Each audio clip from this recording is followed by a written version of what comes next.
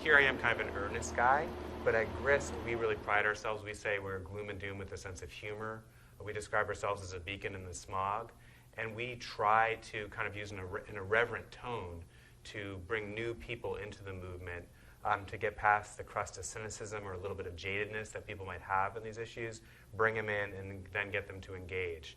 So we've done kind of fun contests over time that have brought in new audiences. We have a character at Grist who lives in the library stacks at Grist who answers all manner of questions from readers. We think by bringing people in and maybe initially addressing lifestyle issues, they'll come in, and then we try to bring people along a spectrum so that eventually we can muster the type of political change that we need as a society to address this.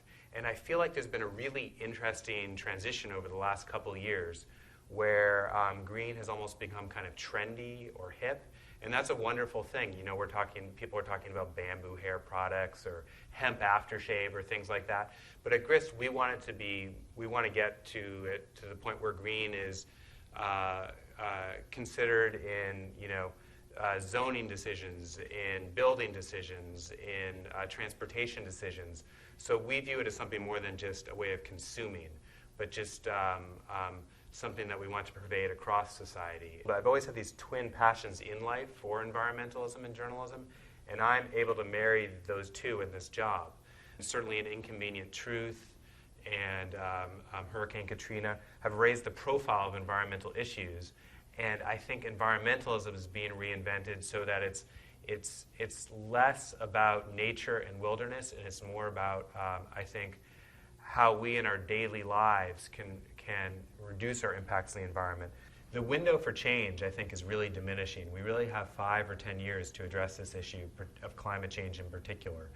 And I have to say, despite our efforts at Grist to add some levity to this topic, I fear for my 3-year-old daughter and 6-month-old son what their lives are going to look like in 20 years, in 25 years, what lives would be like for their kids. Because this climate problem is fast upon us. We have an official haiku at Grist submitted by a reader, actually, and I'd like to recite it, so maybe close your eyes and just breathe it in. A frog in water doesn't feel it boil in time. Dude, we are that frog.